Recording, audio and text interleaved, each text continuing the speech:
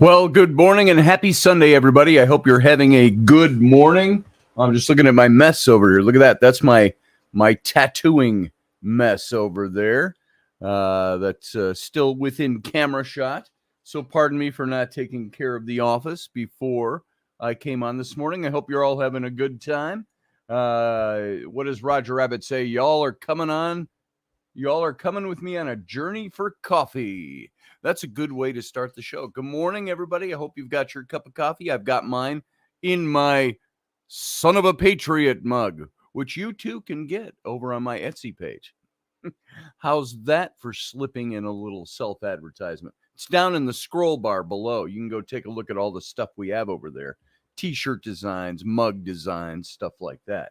So welcome this morning. Glad to have you here. It's been a week of not doing any Intrepid radio programs for various reasons.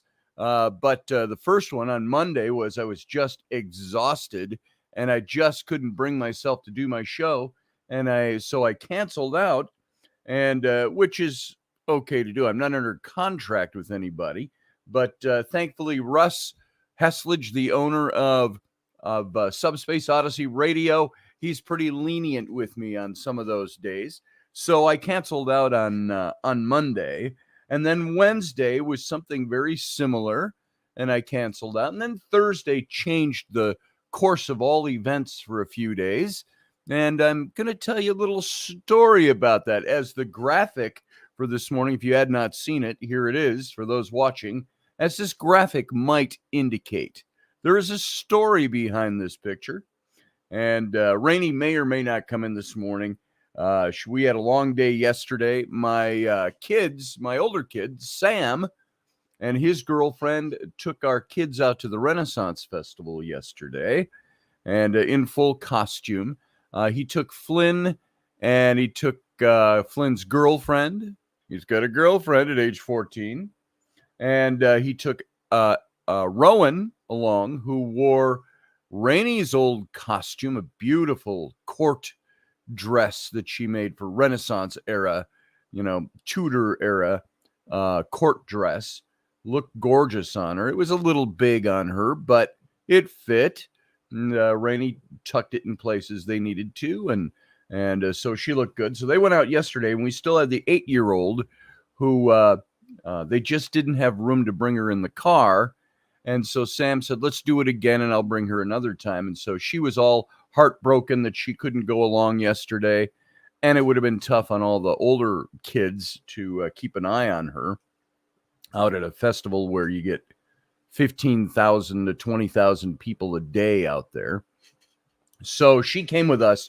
We took her shopping, and we put aside a couple of bucks to take her out and get her a couple of, she wanted to go look at makeup at the mall, and bought a little stocking cap. We went to Half Price Books and got a couple of books, which was cool. And we ate at her choice, Chick-fil-A, which wreaked havoc on Rainey's and my digestive systems yesterday, because we don't eat that kind of stuff very often. And so that was yesterday, and so we had a good day yesterday. And so it's been a fun weekend so far. And this morning I'm going to tell you a little tale, as you might imagine. Something I am not short on energy ever to do is tell you a good story.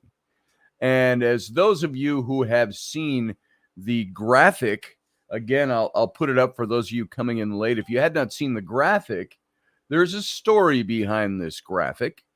And as you can see there, I tried to put on and mimic my best Trump face, his mugshot for this. But yes, that is not the actual mugshot, but I did have a mugshot taken this weekend, this last week. And I'll tell you all a little bit about that.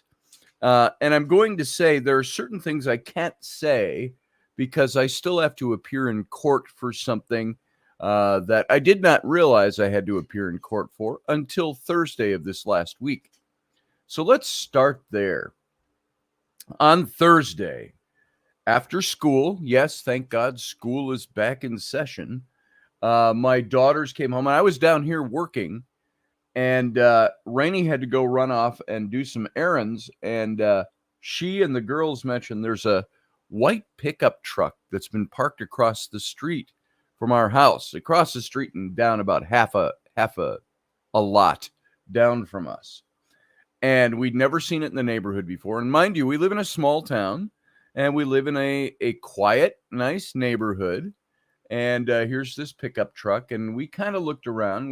We wondered if it was somebody visiting one of our neighbors, but it was still in the afternoon. It was 3:30 in the afternoon, and so we waited a while, and it sat there for another half an hour. The windows were all blacked out, and I tried to assure my daughters that my 8-year-old, my 11-year-old, who were a little nervous about it. They had all the doors locked upstairs and everything after Rainey left.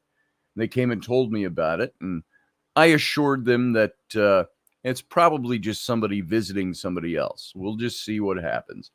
And the car never moved, and so finally, around 4 o'clock, I called the police department, local small town Somerset police.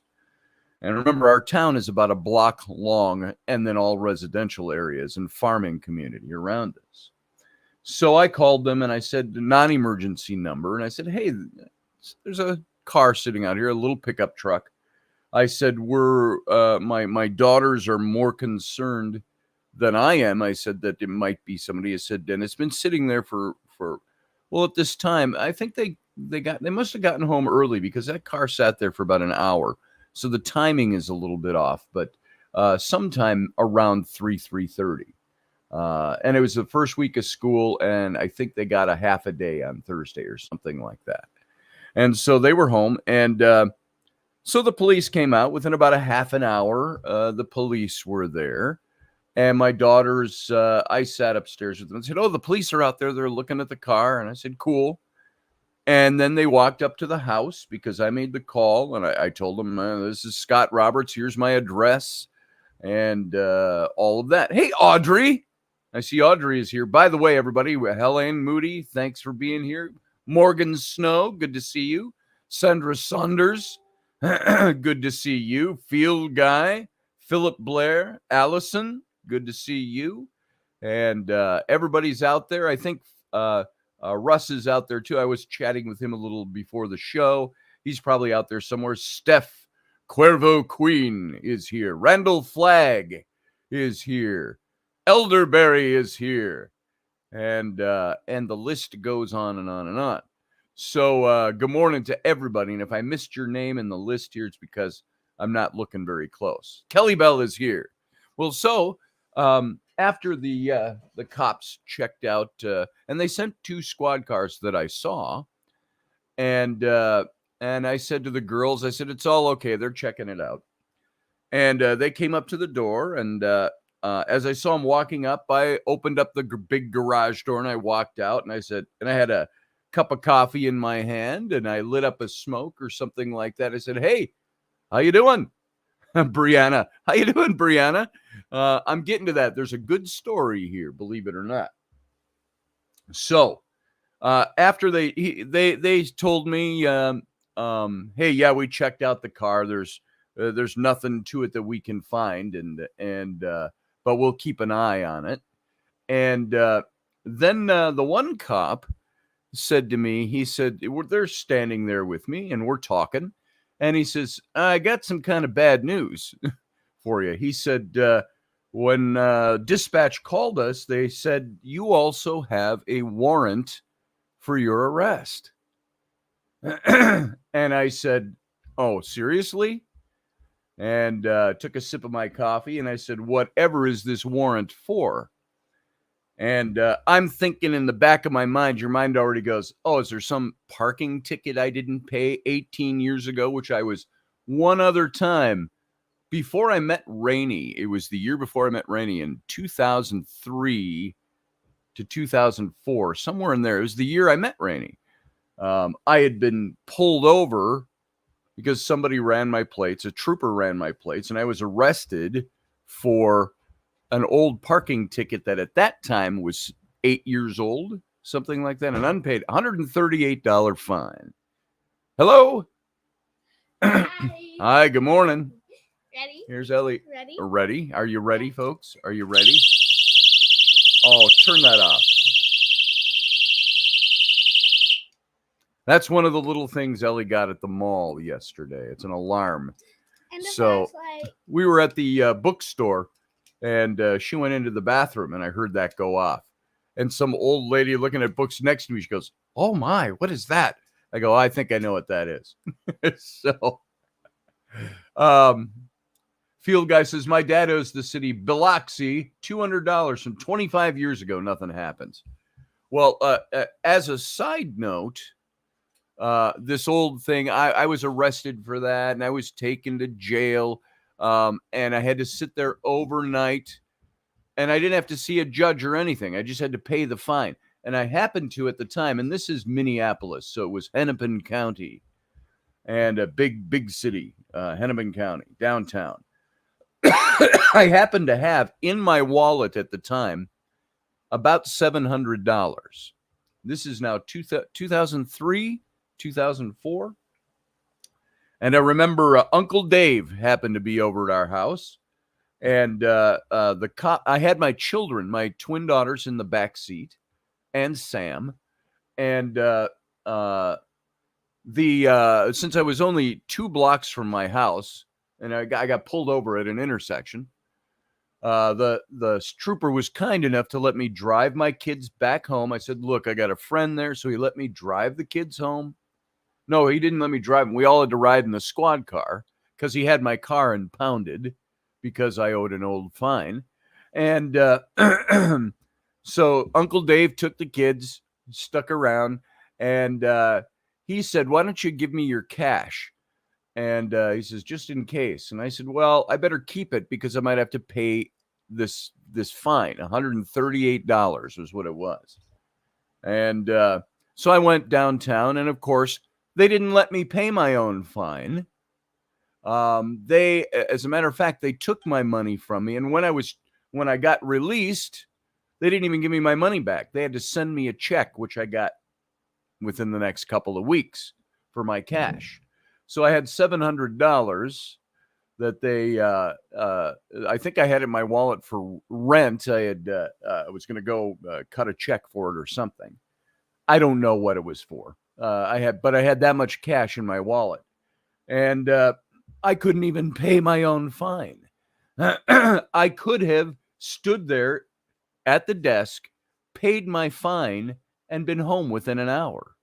No, they kept me from 9 in the morning till about 3 the following morning, when Uncle Dave and my then girlfriend, Lindsay, had to go get the cash out of the bank and run it down and pay my fine for me. So, and then that was the end of the story on that one.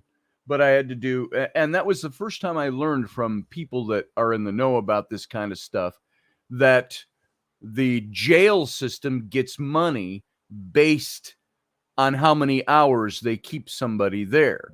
So I was kept for, you do the math, 9 a.m.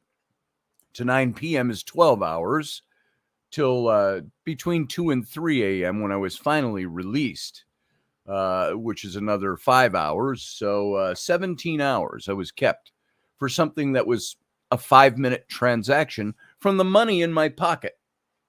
So, and it was a 7-year-old parking ticket that had been increased to $138 because it sat for 7 years unpaid.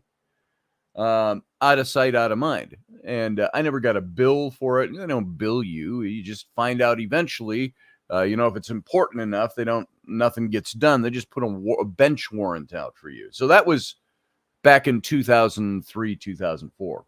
Anyway, a clunky, inefficient system. I think so, Philip. Very clunky. If you can pay your own bond, why do they keep you in jail? Well, here, let me just pay the bill. So anyway, that's the way it worked. And now let's get back to the present. So I have the cops And he was almost apologetic to me because we had seen him around, and he was in the scouts that Rainey is a den leader in, or a troop leader in. They had a dunk tank at the local fair a month ago, 6 weeks ago. And this cop was one of the guys that was in the dunk tank. And so we knew him. We had talked to him before. And he looked at me rather apologetically, and he said, look, you got a warrant out. They called in this, they said, you got a warrant for not appearing in court. And I said, not appearing in court for what? And then he said, you remember that thing? And he was the same cop. You remember I told this story, and I can't say much about this because now I still have to appear in court over this. There was a woman in the park that her fifth grade boy had beat up my second grade daughter this last April. And it was a big event, ball games and stuff going on at the park. And I went down to get my kids, and I saw the mom, and I confronted her. Confront is not the right word because I wasn't like hostile in approaching her. But I said, hey, you and I should talk about this little incident that took place between your son and my daughter. And she immediately lit into me and was ballistic. And I told this story before. I'm not going to retell it now because I'm going to have to talk about it in court. But later that day, I got a call from this same cop. This is back in April. And he wanted to interview me about this incident because somebody in the parking lot called it in and said there was a disorderly conduct, disturbing the peace type of thing going on. Now, you all know me. You know my personality. You know what I'm like. Despite my being very upset that her fifth grade boy had beat up my second grade daughter, I think I was in pretty good state of mind. I kept myself professional, but I was stern. And and basically talked about, there has to be some accountability here. And the woman simply proved to me why her son would beat up a 2-year-old girl by her attitude and her actions that day. And somebody had approached me and said, somebody knew me in the community. I didn't know who it was. They just said, hey, Mr. Roberts, just walk away from this woman. Just walk away. I said, you are right. And so I walked away and I left it. And I got called by the cop later that day who interviewed me. And he said, I've got to file this as a not disturbing the peace, disorderly conduct. And I said, well, keep in mind, I said, there were hundreds of people at a ball game all over there cheering and all their backs to us because the ball field was over there. I said, it was like 5 or 6 people in the parking lot that witnessed this. 2 of them filmed it. My own daughter, Rowan, filmed it, the confrontation. And I said, and it lasted a couple of minutes and I walked away. And so all of that's all I'm going to say about that right now. And so this cop said, well, he said, here's the key. He said, you may or may not. Yeah, Brianna, I have my twin daughters, Abby and Bryn. She brought that up in the past there. So he said, you may or may not have the district attorney want to file charges on this. And you might have to appear before a judge. I said, okay. I said, fine. I said, if I need to appear before a judge, I said, I'll be more than happy to go in and talk to the judge and tell him what happened. More than happy. I said, just let me know. He says, well, I wouldn't let you know. The county would. I said, okay, cool. That was April 25th. I didn't hear another word about this or notifications or anything until Thursday of this last week, when I found out I have a warrant for my arrest for not appearing in court for a disorderly conduct charge. And I said to the cop, I looked at him, I said, you have got to be kidding me. I said, well, you know what? My wife is away. I've got my daughters at home. I said, do you seriously need to arrest me? I said, I can just go down tomorrow and take care of whatever needs to be done or reschedule a court date. And he said, no, we can't do that. We have to take you in. And by this time, it's about 4:00 on Thursday. And I said, what's the likelihood that a judge is going to be able to see me today? He says, oh, I don't think it's going to be anything. He says, you'll go in, you'll sign a piece of paper, they'll set a new court date. He says, I'm not even going to cuff you in front of but I got to drive you in. I suppose they have some rules that if they're notified. And I said, are you serious? I said, it's a holiday weekend coming up. I said, I could go in now. I said, or I could just go in on Tuesday morning. I said, you guys know me. You know where I live. I said, as a matter of fact, I called you to my house. If I'd have known I had any kind of a warrant, would I have called the police to my house? Hi, there's a warrant for my arrest, but I need you to come and check out this car in front of my house. So, and you know me too, listeners, everybody out there. I'm a pretty good-natured fellow. You can get me incensed about politics. You can get me incensed about certain things of injustice and things like that. But I thought I was handling myself very well. I handled it with humor. I talked to them the same tone of voice I'm talking to you now. And I said, well, okay. I said, I suppose if you got to take me down, I'll go down and take care of business. I said, I could just do this probably on the phone tomorrow morning. Well, we got to take you in. It's the rules. Okay. All right. Well, okay. I said, why don't you come on in the house? Let me tell my daughters what's going on. I'm going to call my wife, who, Rainey was out at Flynn's football game on Thursday. If you saw the pictures on my Facebook and my Instagram. And so they came in the house. It was fine. I said, pardon the mess. Brianna, you know our house. You know what it's like all the time. If I lived alone or if it was just Rainey and me, our house would be pristine. It would be decorated. It would be nice. I got 3 humans here that don't care what a garbage can is, that don't care that things go places, that they need to pick up their clothes and their junk and all of that. So you're all pretty aware of what that's like. So I told the cop, and it wasn't too bad. They had to come in. They came in through the garage, which opens up into our laundry room, and they had to walk over a pile of laundry. I said, pardon the laundry. And we stood in the living room, and I said, this is my daughter, Rowan, and her friend was there. And I said, let me call Rainey and tell her what's going on. So I called Rainey, and they were pretty calm. They were chit-chatting with Rowan a little bit, and I had Rainey on speaker. And Rainey was like, what? And she was not happy about all this. Not unhappy with me. She was unhappy about the whole thing. And she said, well, when am I supposed to pick you up? I said, I suppose you could, once you're done with the game, just come on down and pick me up. I'll be at the St. Croix County Jail, the government center and the jail and all of that, which is about a 25-minute drive from here.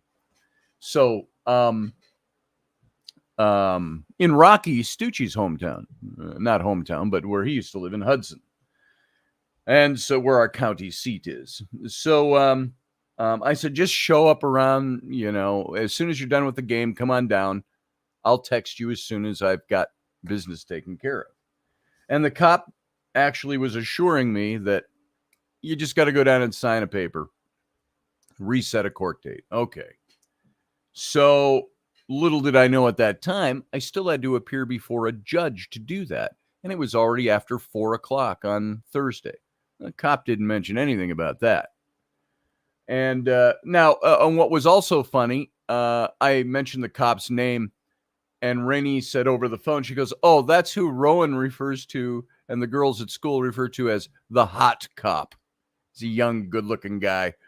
And I saw he put his thumbs in his vest, and was a little blushy. And Rowan covered her face and was laughing and was blushing. I said, yeah, you're the hot cop. And so that's the way this whole arrest was taking place. So, Steph, I can't talk about that because it's still an active case. Well, the case is actually disorderly conduct is what was filed against me and apparently against the other person as well. But here's what happened. I get down. So the cop takes me, says, I'm not going to cuff you. And so he took me on a nice ride. We chit-chatted on the ride over to Hudson, which is just backcountry roads. 20 minutes it takes me to get there. It took him 25. And so we get in there. And I'm thinking all I got to do is go up to the desk, take care of this, reschedule my court date. Au contraire. So I get in there and they've got me an intake. And it's kind of dingy. I think it's not a very, you don't want to say it's unsanitary, but the St. Croix County Jail is a nice facility. But, it's all that gray concrete, and it was dark, and it was dimly lit. It was like a TV set almost. And it smelled. It was, I'm trying to think of what the smell would be. It would be the smell of like dirty concrete that you hose down and bleach over and over again.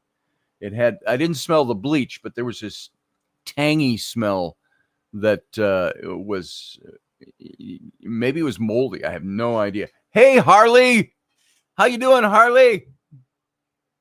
Says Brianna. Harley's saying hi. And by the way, I'll let everybody call in as soon as you want to.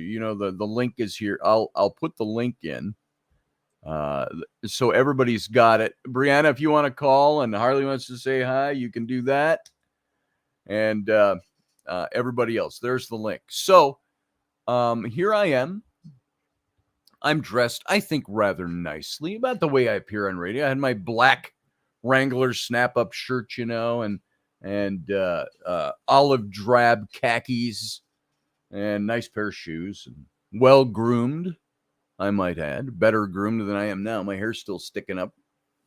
And so I'm at the desk and they're asking me questions, and they don't ask me very much before they take me to a little room and they strip search me.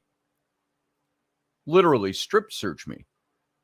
And I say, you got to strip search me? I said, all I got to do is set a date for a hearing. And they don't respond to that. And my attitude, of course, is always very good. I'm joking around. I'm lighthearted. I speak well.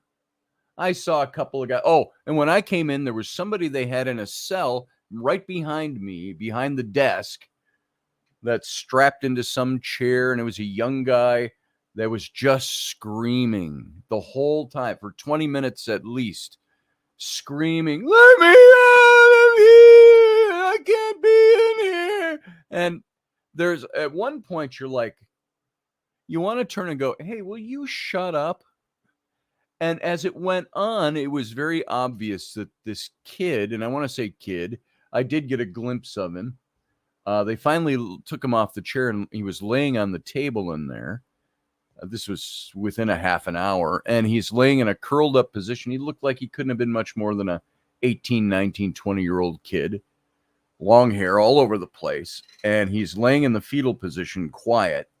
But I looked at that, and my heart immediately went out to him. I thought, this kid shouldn't be in here. He should be somewhere else. You should have him at the hospital. You should have him somewhere not in lockdown and or lockup. And I thought, what happened to this kid? I didn't ask anybody, but I thought, what happened to this kid that he's in this condition? And I felt really bad for him. Elderberry says the accuser should be in court so you can confront you. Apparently, there wasn't an accuser. Somebody called it in, and the police decided to, the original thing back in April, the police decided to turn it into the court as disorderly conduct. So that I didn't have an accuser, so to speak. So other than maybe the local police, but and we'll leave that sit alone. I can't say, I'm not going to talk too much about that in public until I go back on Wednesday to appear before the judge to set a certain thing. And then I think I don't know if there's a trial or if we just finish it off on Wednesday. So, and that was the outcome, by the way. 5 minutes before the judge, and we just reset the date. And so let me get up to that point in the story. So here I am in the jailhouse, this kind of dingy, kind of stinky jailhouse. And it was, how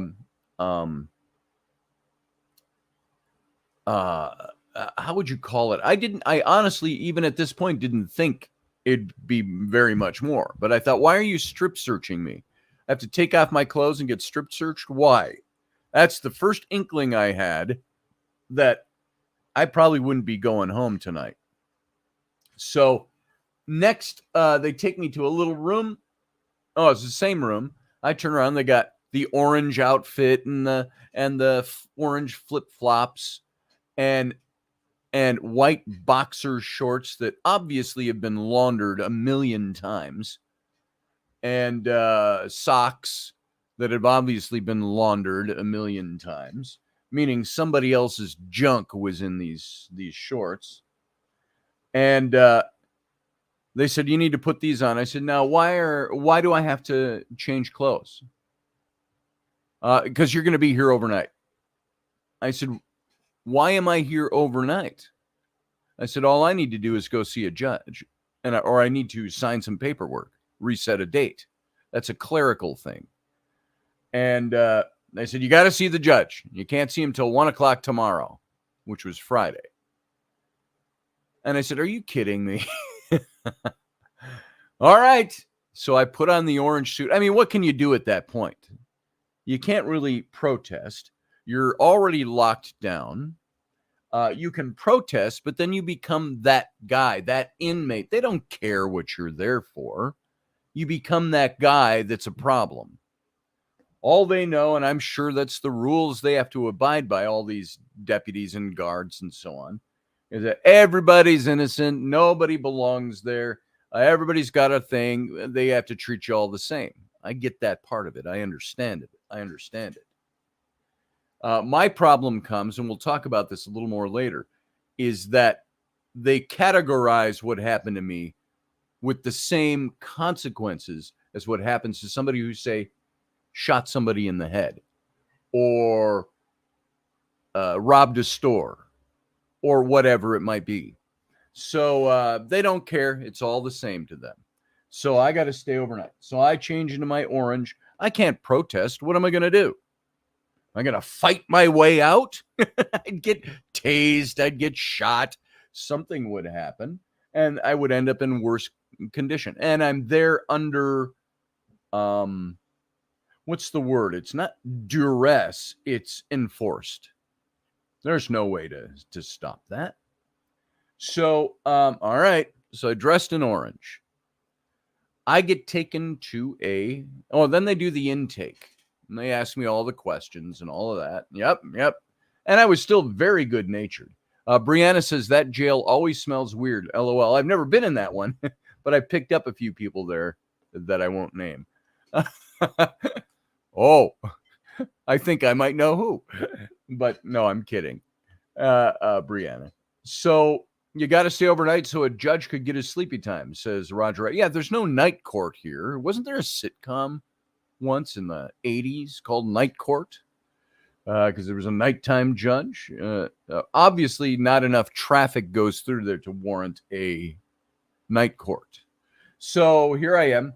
After all the questioning, the intake, they didn't take my fingerprints or anything because I think my fingerprints were still on file from when I was arrested 20 years ago for a traffic ticket, unpaid. So they took my mugshot, and that's where I said, can I do my Trump face? And the guy laughs behind this. He goes, you can make whatever face you want. And so I did the scowl. And so the picture, this graphic here, as you saw right here, that's not my actual mugshot, but that's about what I did. So that one right there. So anyway, so they took my mugshot and then they walked me down to the cell block. You're going to be in B10, I was told. Carlene, I see you out there. Be patient. I'll get to you in a minute here. And so they walk me down, and there's probably about 15 guys sitting in this common area behind thick glass, and then there's a stairway, and there's cells upstairs and cells downstairs with 2 bunks in each one. And the first flash in my head as I see this cell block, I said, "This is where I got to stay?" And they said, "Yeah." And my first flash in my head was, oh boy, I got to deal with a bunch of criminals. That's the first thing that entered my mind. My daughter, Rowan, even asked me when I came home on Friday, she said, "You were in a cell block with other guys?" She go, "Did anybody attack you?" I go, "No, nothing like that happened." Actually, it turned out I don't care what the crimes are. I'll jump ahead a little. I'll tell you, most of these guys were in a similar situation as mine, but everybody's stories I was hearing were drug related, weapons related, theft, a few DWIs in there. Some of those guys had been sitting in that cell block for months and not going to prison, but doing county jail. And Roger Rabbit, well, they didn't attack me, but Daddy has a new cuddle bear. Yeah, none of that happened. I think, at least for as old as I look, I think I don't look like I couldn't defend myself. So I don't think I'd be in too, knock on wood, this wasn't Rikers Island or prison or anything like that. So it'd be very different there. But I think I come across with a pretty good persona.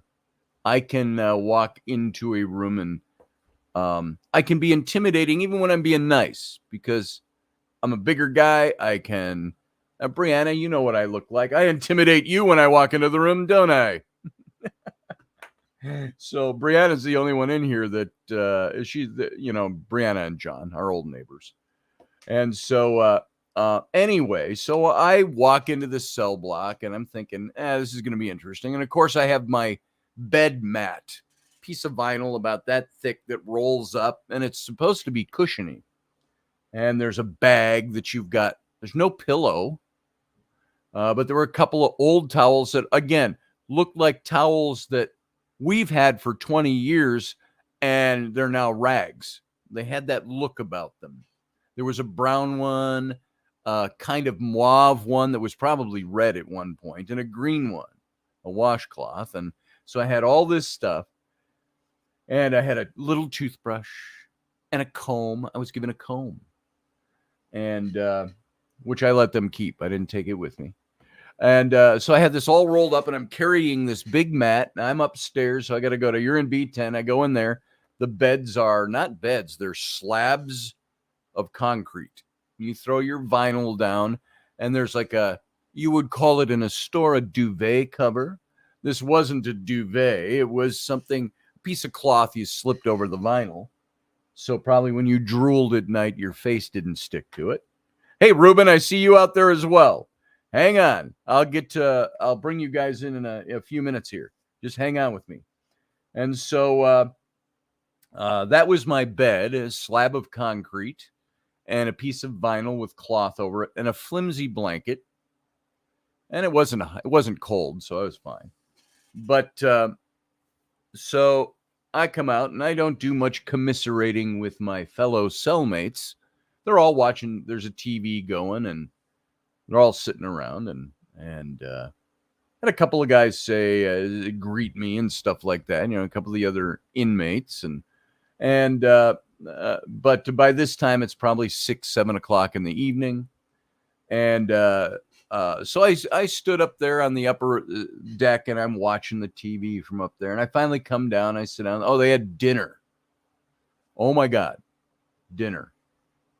Dinner was, they serve you in the big, they're like, think of school lunch trays, only they're thick. They're about that thick, and they're rubberized and been washed a million times. And the food they served, and I'll talk about the food, and then I'll bring you guys in, and I'll carry on with the story during conversation. But the food that was set down, I looked at it and I went, I don't think I'm going to eat this. There were a couple of what looked like hot dogs that got overdone in a microwave. And there were 2 open buns laying on top of them. There were baked beans, but they were big beans, like pinto bean sized. A swath of that in there. And there was dessert. There was some kind of cake. It was like a piece of thing. It was about this size. It looked like a small brick. And it was about that thick.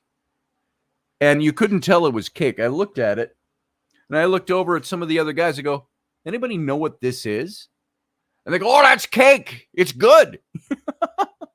Cake. And it was white, kind of off-white, with a little flecks of something in it.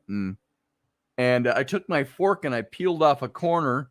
What it looked like in my head was a slab of bacon grease that had been chilled into shape. And I looked at all of that, and I just pushed the tray out, and I said, I'm not going to eat that. It looked disgusting. And it smelled disgusting. And one guy over there was a tall, skinny white guy, beard and hair and good-looking dude. And he goes, you're not going to eat that? I'll eat it. I go, it's all yours. So I gave it to him. Here, let me bring you guys in before it gets too far into this. Here we got Carlene and we got Ruben. How you doing, Misa? Morning. Hi, Carlene. Good morning, Carlene. Morning, Ruben. Yeah, You're a hardened criminal now, Scotty. I am. I asked when they check me out if this is when I get my teardrop tattoo. And one of the other, I asked that of the guys all in the cell block. I said, they said, hey, you're going home. Good luck. Nice to have met you. These guys were all, I will bring it down to this. There were probably some bad guys in there. I would say a good 75% of the men in there seemed like decent people. And we were all talking. We were talking about, I actually met a guy that started talking about, get this, folks, the Nephilim. Oh, wow. And talking about with one of the other guys, and I'm sitting in the circle there, and the TV's going, and he's talking about the Nephilim. He goes, you ever heard of this kind of stuff? I go, I know a little bit of something about that. And so we got to talking about that kind of stuff for a couple of hours. And so I thought I'd never be in a jail cell with a bunch of jailbirds, quote unquote, talking about Nephilim and Hebrew language and theology. He didn't know a lot of the deeper stuff, but he knew about all this conspiracy type of stuff in that category. So I thought that was kind of funny. Cool. And so, when I was leaving, this same guy, he goes, see you, Scotty. And I go, see you later. And I said, is this when I get my teardrop tattoo? And some other guy goes, no, you got to get Kermit the Frog on your cheek. I said, okay, I'll work on that. And so I don't know if there's some significance to getting Kermit the Frog if you've been in jail. I had no idea. I wasn't. We have a prison down the road from us, and I've never seen Kermit. I've seen some pretty interesting stuff. But I was going to tell you need to move to Vermont. You would just get slapped on the wrist. Yes. And we had a most horrific incident happen last night. It actually happened sometime last week, but it was discovered last night, and somebody actually killed their pet dog. And he's going to walk away. They're going to not even slap him on the wrist. Yeah, that's what happens. I mean, hey, Brianna. Hey, Harley. Oh, how you doing? I saw you a dinosaur. You saw me what with a dinosaur? That probably it's an old photo. She called you one. Oh, you called me a dinosaur? oh. Them's fighting words. So, come at me, from bro. there. Come at me. No. So I pushed away the dinner and I thought, I'm not eating this stuff here. Yeah, that sounds really gross. And it was disgusting. And then, of course, the only thing you got to drink was you had to go to the fountain and fill the little Tupperware glass. It looks like it's been through the dishwasher a million times. I don't know how many lips have touched that. Oh. And you had to go fill it up at the drinking fountain. And I thought, I hydrated pretty well today. I said I'm not even going to drink the water here. I didn't want to go up to the drink. I didn't even drink water when I was there. I had nothing to drink the whole time I was there. Yeah. It was just disgusting. And the cell block was clean, but it was disgusting. Thank you, Brianna. I don't think she caught on. Hi, Brianna. How you doing? So there you go. Sorry, I had to mute the mic for a little bit. Oh no, that's okay. That's okay. I just said thank you. Thank you for the pose. So anyway, Scotty. Yes, sir, Ruben. Good morning. Yeah, the only time I really spent in jail, if I had to go to jail, was in Wisconsin. Fox Lake. Because I was living in Milwaukee, and by the way, I got in a fight with the door. Oh, I see that. Yeah. Your nose and your eye. I think the door won. The door won. You should see the door. He knocked that door right off its hinges. Oh, probably. He better watch out. The cops will sit outside his house and come arrest him for beating on a door. Yeah, disturbing the peace. Yeah. So the reason why I went to Fox Lake is because I was working with the American Indian Center in Milwaukee, and me and the old man would run sweat lodge ceremony. Oh, sure. And we were able to have it in the Indian Center down by the industrial area in Milwaukee because it's a sacred fire, and they allowed that religiously. So there was a big movement in the prison systems, the correctionals in Wisconsin, for a lot of native and non-native people were wanting sweat lodge. They didn't want a chaplain. They didn't want that. They just wanted something that was spiritual. So we came in. The old man poured the water, and I sang the right songs. So that was pretty interesting. Another time you got arrested for that. Yeah. Yeah, we would come in, and they would wand us and pat us down and everything, and then we'd do ceremony, and then we'd leave. Right, just on the weekends. But one time I spent off my reservation, Standing Rock, North and South Dakota, and got incarcerated and was sitting in jail for not for very long, just like a weekend. Right. Got into a kind of a bar brawl, but we both got sent in. So anyway. Long story short, I had a mustache, and I'm the only one in my family that can grow goatee and mustache like the handlebars. I remember those days. I was in there. You got to wax them. I was in there, and all these young guys are all white guys. I was the only minority, so I just kept to myself. And they give you slop for food, more or less, and water. Pretty much, but they kept, they were afraid of me for some reason. I don't know why, but eventually one of them came up. I sat down cross-legged on the floor, kind of meditating and quiet. And finally, one of them came up to me and they said, "Are you a kung fu master?" Nice. Because I had that. Yeah, because you had the little Fu Manchu looking thing. There you go. So it was kind of crazy times. Good morning to everybody, Matt. Yeah. And so it was, hey, Grumpy Stack. Good to see you, Matthew Sainsbury. Good to see you, too. And yeah, it kind of sounds like the food they serve there is something you wouldn't feed your worst enemy. Well, it was, I looked at that and I said, is this the stuff you guys have to eat every day? Some of those guys, frankly, had been sitting there for months. Wow. There's one guy I felt particularly bad for. And I told him on my way out the door, I put my hand on his shoulder and I said, hey, man, good luck with all this stuff. I don't know what his original, I don't know what his whole story was, but he was picked up for an old warrant. He was a young black man. He had the dreads, all over. And he had let's put it this way. He had the language and the way he spoke very urban black man. And urban, low-income black man is the way he sounded. But there were a couple times he was on the phone. He had to talk officially, and he talked to me, and I was going to say cleaned right up, but he spoke not so ghetto sounding. And that's a racist thing to say nowadays. You can't even say that. Just trying to describe something. And but he was in there for already 3 days at that point. And he had to be transferred to Milwaukee County in Wisconsin. And nobody was doing anything. He was wrestling with people on the phone, trying to find out what was going on. He said, I've been held for 72 hours. I haven't been charged with anything that I know of. He says, I've got to go to Milwaukee County. And now they're not going to do it till after the Labor Day weekend.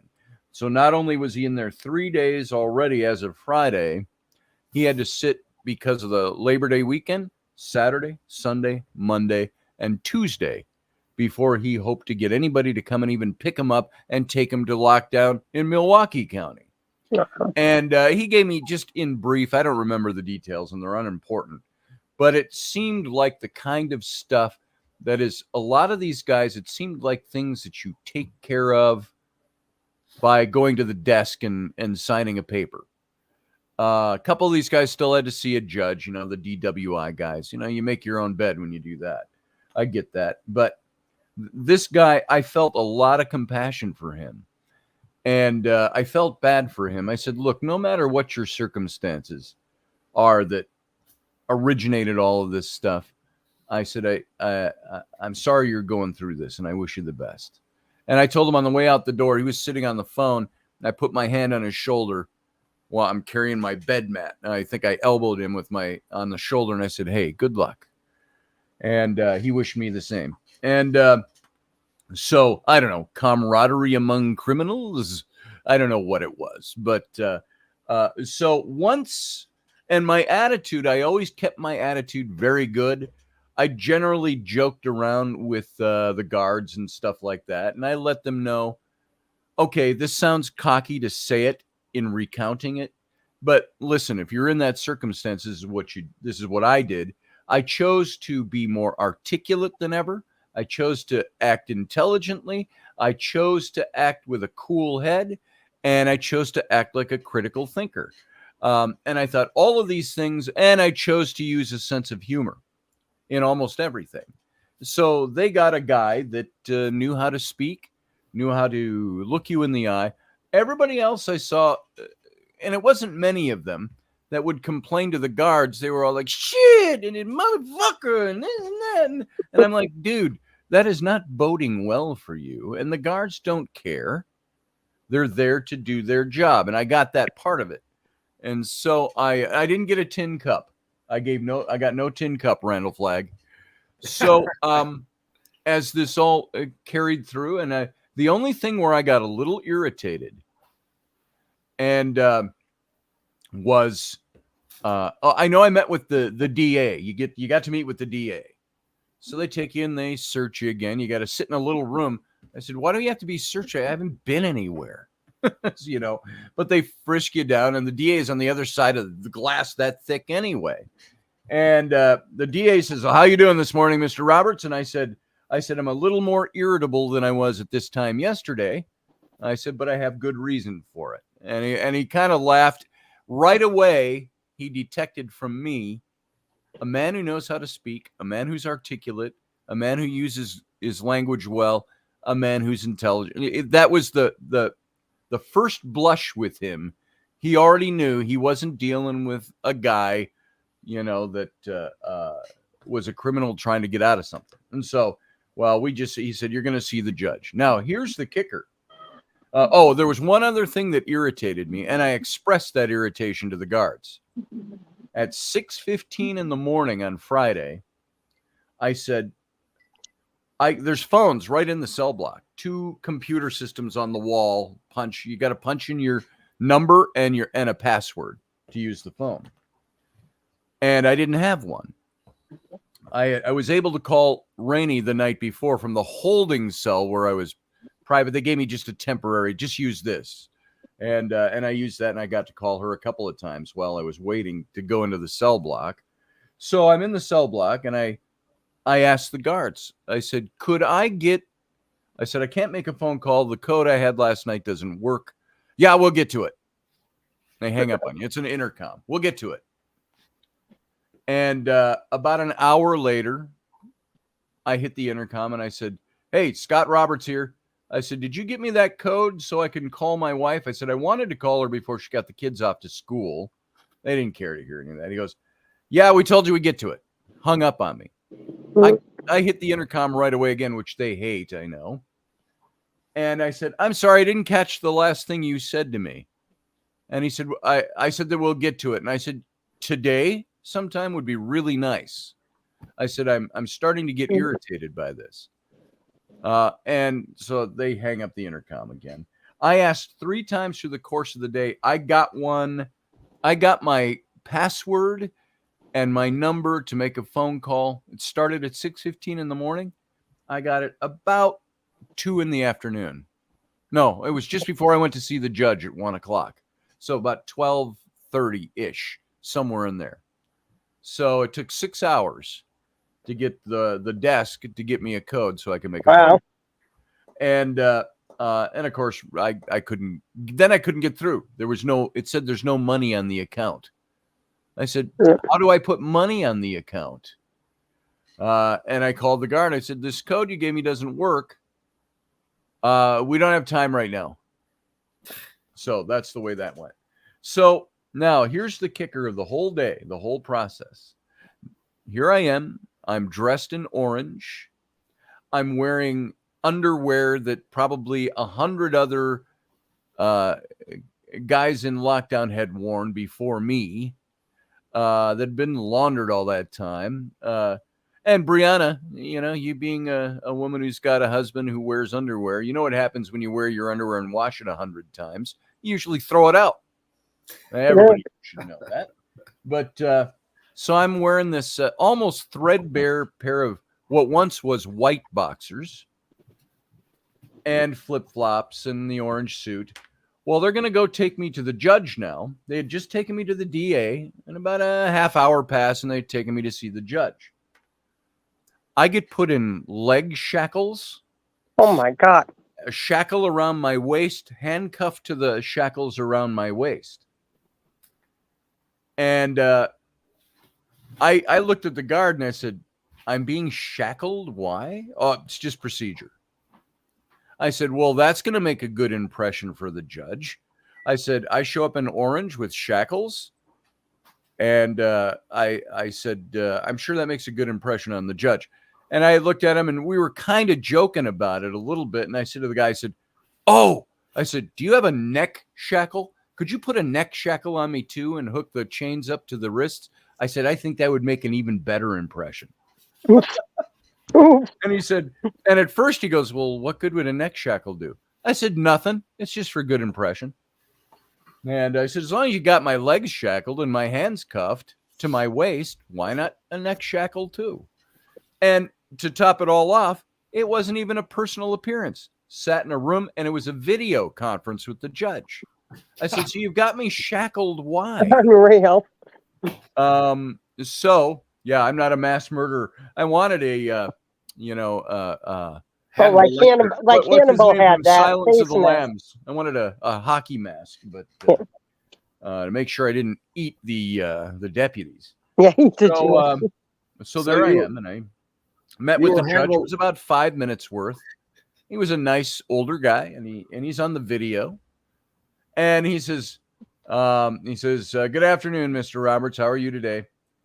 And I said, "Well," I said, "my usual buoyant, effervescent self is pretty hindered by the fact that I'm wearing orange and I'm leg shackled and cuffed to my waist." I said, "But other than that," I said, "I think I'm damn skippy today."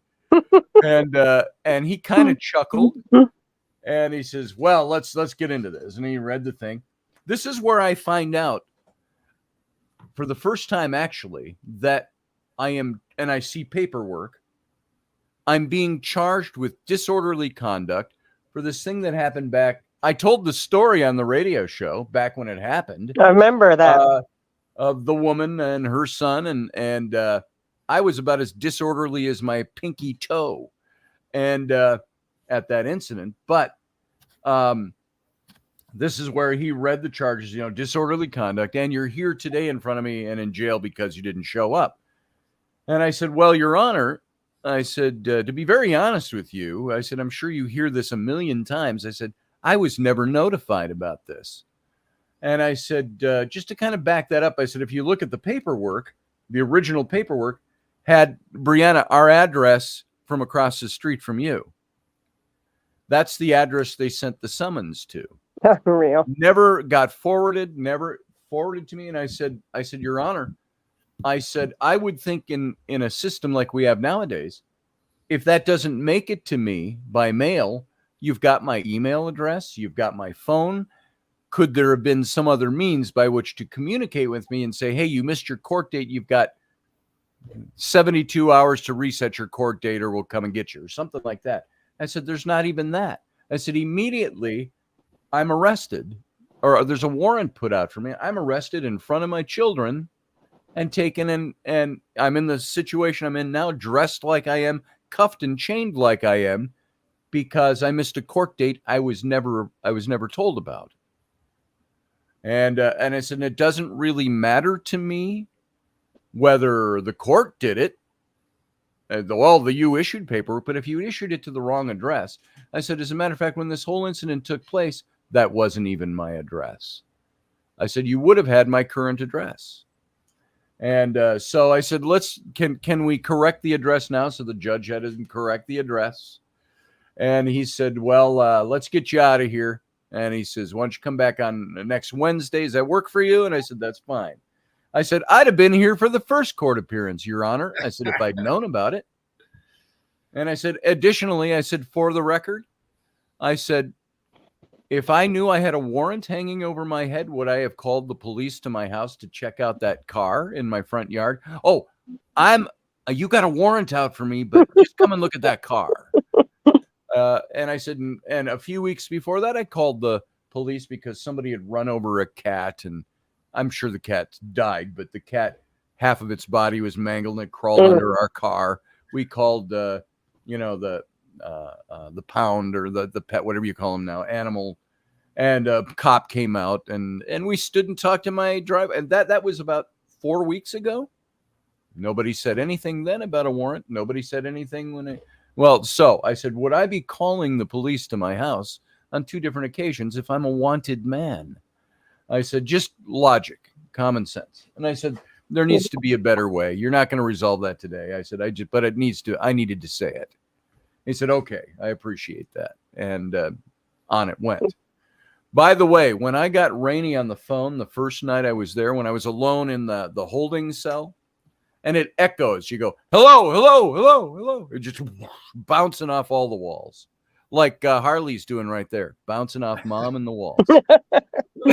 And I'm talking to Raini. I don't have her on speaker. You could hear her. And I'm sure the guards all heard her because they're all monitoring. It's bouncing off the walls. Raini, you all know Raini. Brianna, you know Raini very well and personally.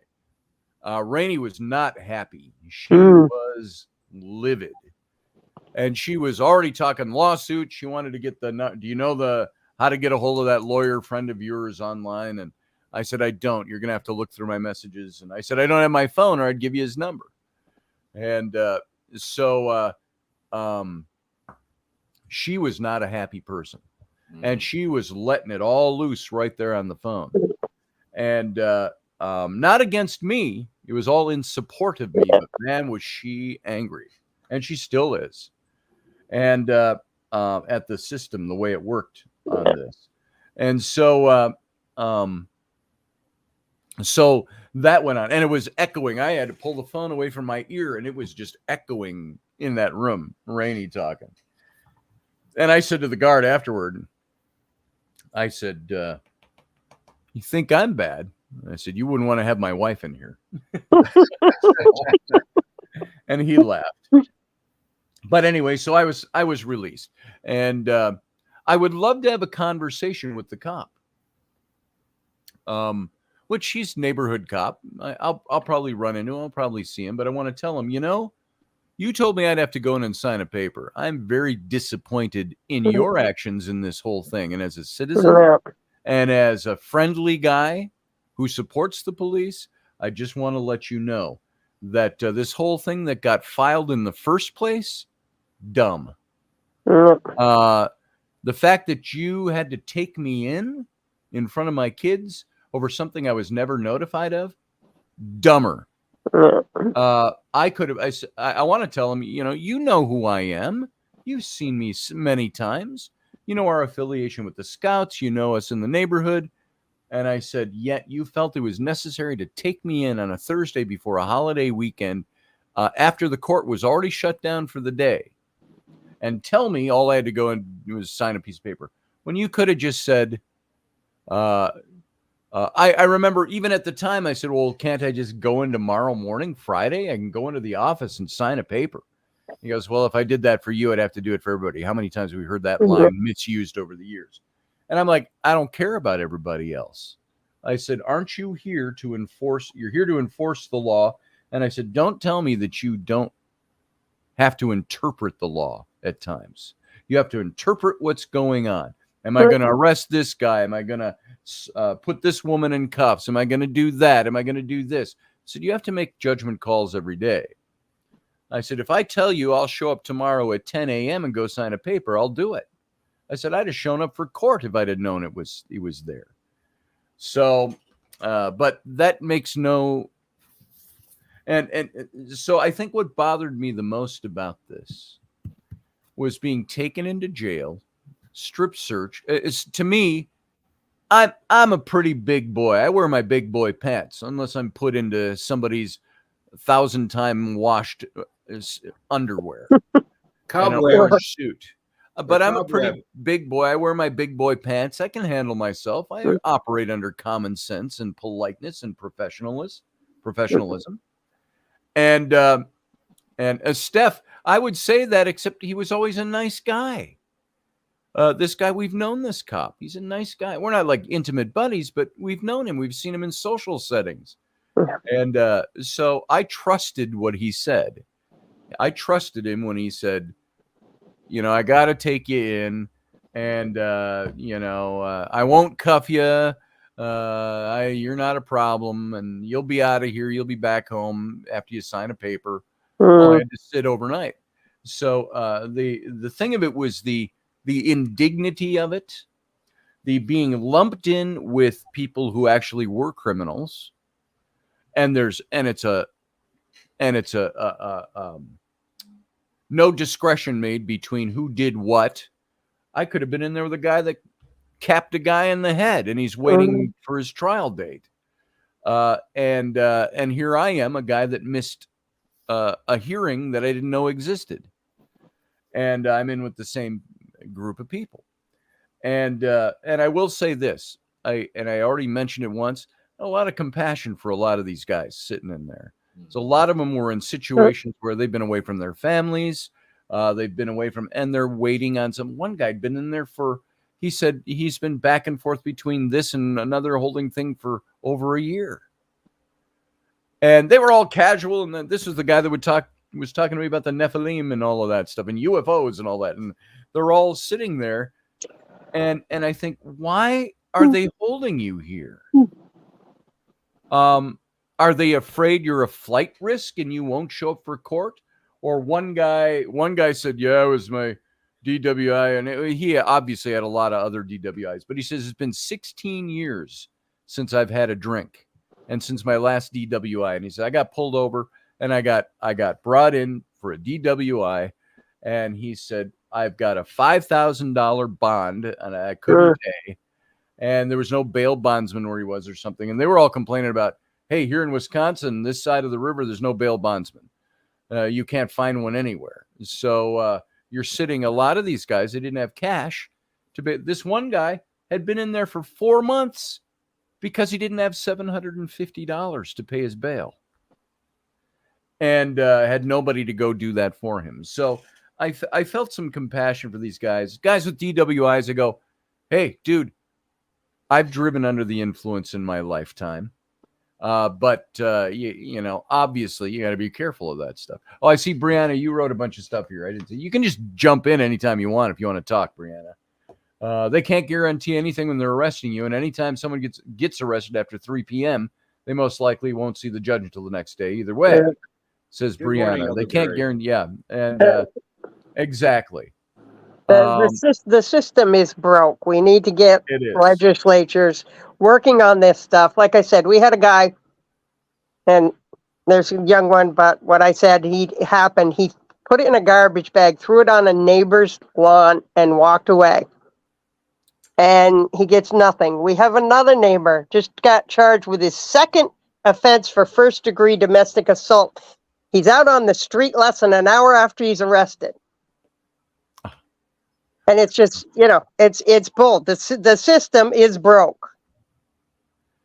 Yes, it is. And it does no good when you're in there to complain about it. Yeah. Nobody's there to listen to that or do anything about it. And what would it take to make change? You've got to make it a personal agenda, a personal project. Yeah. Pursue something to change that. You'd have to hound your legislatures and your senators and all that. And right. Yeah. I mean, well, here's the question, like I said, if you'd been in Vermont, you would have got slapped on the hand. You would have been taken to our a local police station, sign a paper, and send you home. But because you're in a different state, you spend overnight in jail. It's messed up. Well, it's like my old late aunt used to say.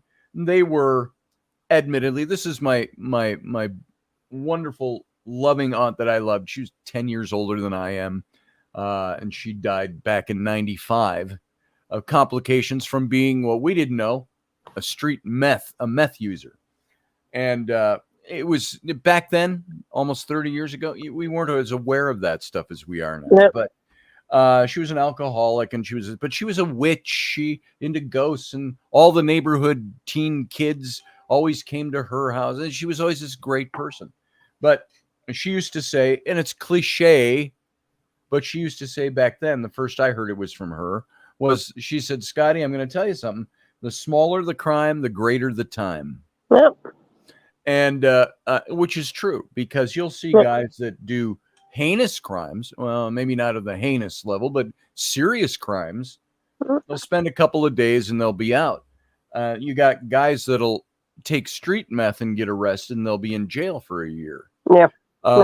And so stuff like that, or selling pot, which I found out in my cell block from my jail mates. I found out that Minnesota, I didn't even know this, Minnesota is all totally legal for marijuana now. They said you can have 2 pounds of marijuana and not get arrested. Wow. And I mean, that's like I said, what you got there? Is that your whipping stick, Brianna? That keeps John in order. You have a joint in your pocket, and you spend 6 months in jail. You kill somebody, and you spend less than an hour. It's messed up. Like I said, we have a prison down the road from us, and that's what this lovely town's noted for now. And everybody hates it because they were supposed to do this, that, and everything else, and now it's brought in all the riffraff. Yeah. But like I said, you spent overnight in jail. This guy choked this woman, beat the crap out of her, almost put her in the hospital. He was in jail less than an hour. Yeah, that's the way it works. And this other guy that did that to his animal, they've got it on video. They've got it. They've witnessed it. They all wrote statements. They were supposed to come back in an hour and check on his child because he has a young child, because they're concerned. They never came back. He'll never face any charges for that. Matthew Sainsbury brings up something historical, which has nothing to do with my case. I in no way would compare what happened to me to what happened to Crazy Horse. But he mentioned that he was promised that he'd be able to meet with the captain at Fort Robinson, Nebraska, but they betrayed him, trying to detain him, and he resisted, and he was killed. It's true, and thank you, Matthew, for bringing that up, and Scotty and Caroline and Brianne. But also the fact of that matter was, in the sense of he was detained for his protection in Fort Robinson. I've been to Fort Robinson. I've done tours down there. And long story short, he was detained for his own protection. But the guy, and 2 of his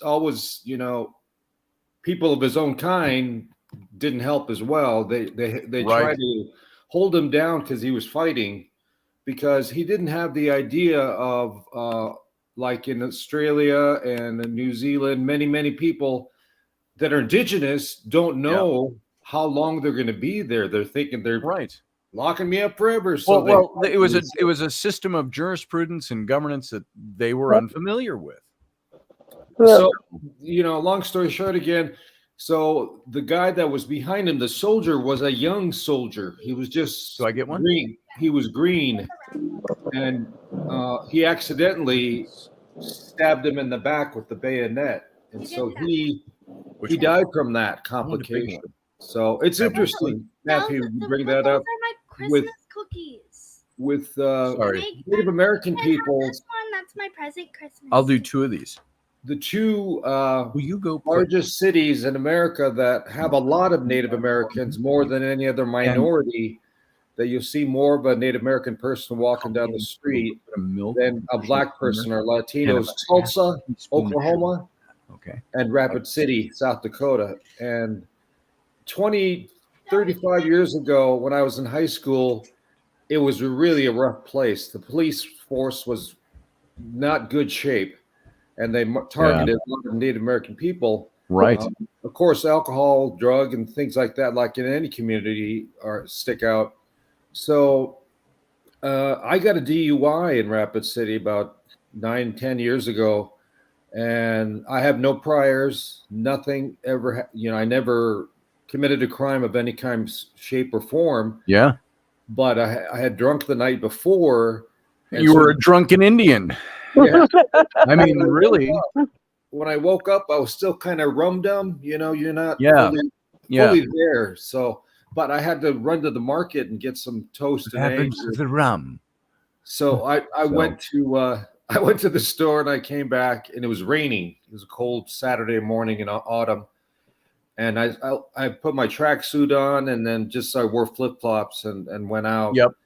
But where I parked, where I lived, it's on the main street and one of the main thoroughways, and I had to wait. So across the plaza was a salon casino type thing, and I just parked in the parking lot, waiting for someone to pop out, and then I can pull in and park in front of my house. And lo and behold, it was nice and warm in the car, and I was still kind of rum-dum. I fell asleep. Oh, I fell asleep with the key. The car was on. And so there's your DWI. There it is. You don't have to be moving. By the way, I have to interject here. Ellery just made cookies upstairs. You can see the wonderful shapes she made. And I think they're chocolate chip or they're macadamia. And so she made cookies. It made me think of my son-in-law, Zach. He's married to Bryn. And he wrote me. We don't communicate a lot, he and I. We say hi whenever I'm talking to Bryn. Just no reason. We're both busy. We don't talk all that much online. And he sent me a message while I was in jail and said something about, hey, you jailbird. And he says, if you so happen to get a cake that I baked, he says, there's a file inside. So, and then he wrote me when I was out. He says, glad to hear you're out. He says, oh, you're reformed now and everything, I'll bet. And I said, no recidivism here. So did you get your cake? I didn't get the cake. I told my response to him was, yeah, I got that cake in jail. I said, but the man who was trying to make me his bitch got it first. So with that, and to end my story, the DUI, I went to court, and my sister was a nurse, and she had gotten one before, but she said you have no priors, so South Dakota law lets you like a slap on the wrist. If you tell them that your occupation, I was a school teacher, I needed to be in school, I couldn't be going to jail. Hold on. I got bonded out, so I was okay, but I stood in front of the judge, told him there's a term that if you don't have any priors. This one's for Doug, by the way. Grumpy Stack, this is your cookie. If you don't have any priors, you can get away with it. So I got away with it. I didn't get a DUI, but the judge said if you ever get a DUI, you're going to get 2. You're going to hit twice. So I don't drive anymore. I just drive 2, get something, go home, and sit still, or even at the pubs or bars or whatever. But with the police force, back in those days, 20, 30 years ago, it was pretty intense for Native Americans because we were the minority of the minorities there.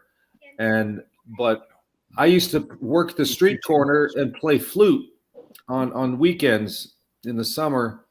And the police would come down on their bikes, officers, and they would say to me, "Ho, ho, Ruben, dokashke ya unho."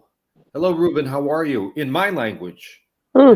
What they Wow. were doing, they were Oh. reforming themselves, the police force in Rapid City, because in order to be a policeman there, you have to be prepared with dealing with Native Sure. American people. Hi.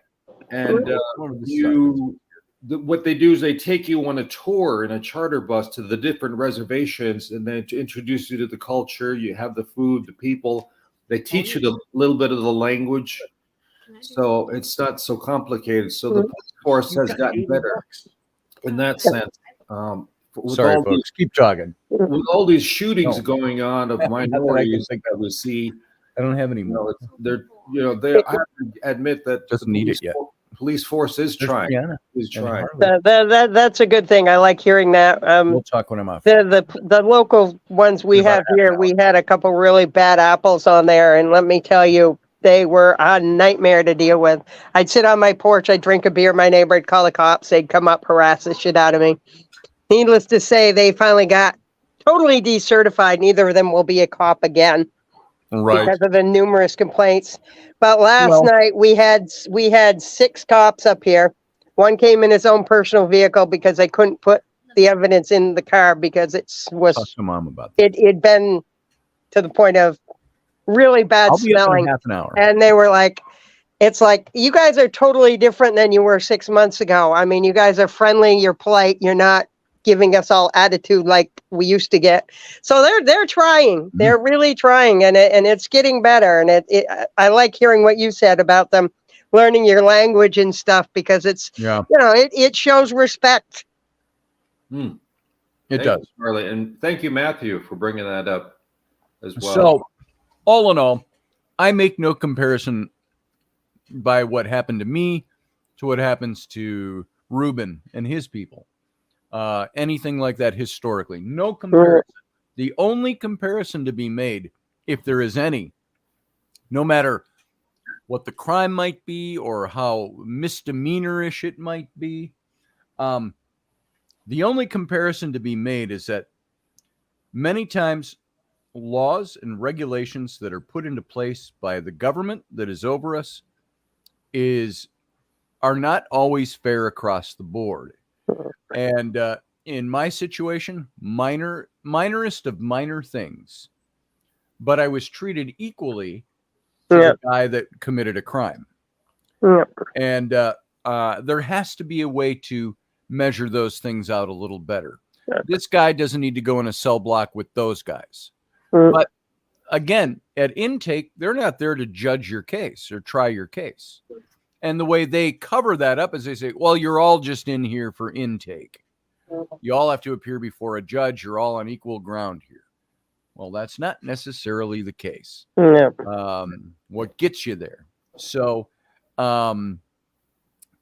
anyway, that's it. That's my story I wanted to tell.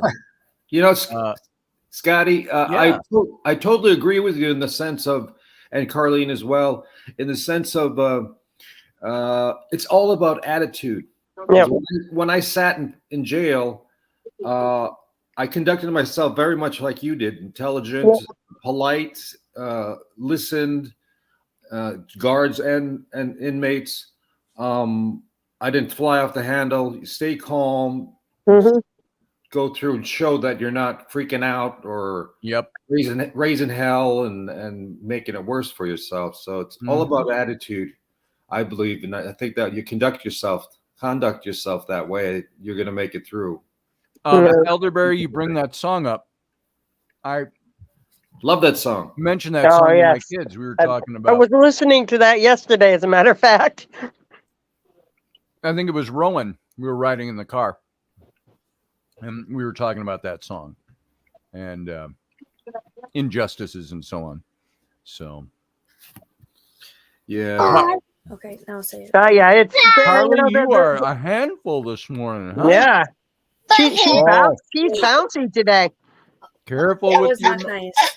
What I'd did like you to have say? half of her energy. I did not understand what you said. She called you a butt head and then called you a tootie butt. What? What, you little double tootie butter? Wait till I see you. You're Uh-oh. in trouble. I'm going to get you, Tootie butt. Tootie butt. you little All tootie butt. done. You have Tootie butt. no idea how tootie my butt can be. Tell Scotty you started 4K on Friday. I started working on Friday.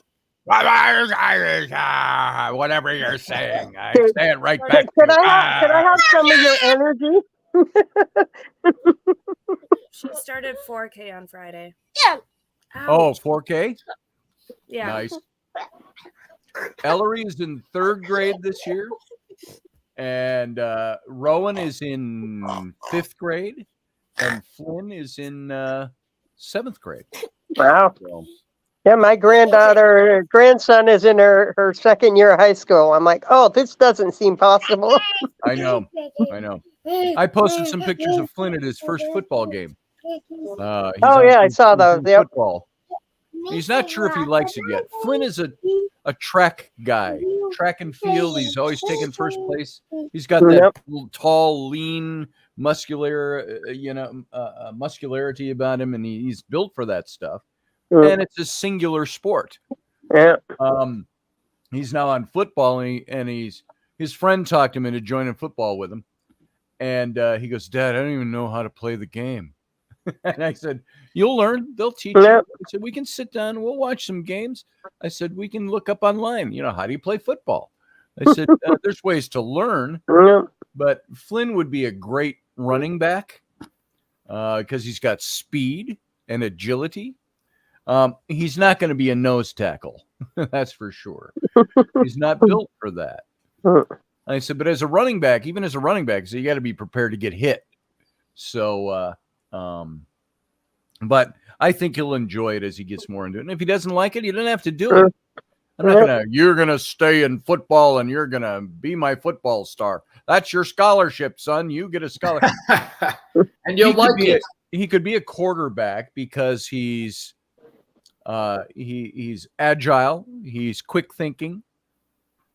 He's got smarts. He can run fast. He could be a quarterback. He's built like a quarterback. And he's built like, who are some of your famous running backs or wide receivers, long receivers? Who am I thinking of on the Vikings? I don't watch enough football to know. I can't. The names are gone from me Yep. at the moment. But yeah, he's built like a quarterback or a safety, says Grumpy Stack. Yep. You're too tall to be a running back. Yeah, maybe so. He's only about 5'7" right now. He's taller than Rainey now. I know that. She's 5'7". So Yeah. slightly taller than Rainey. And as even Brianna commented on his picture, she goes, whoa, that's not Flynn. And you know what?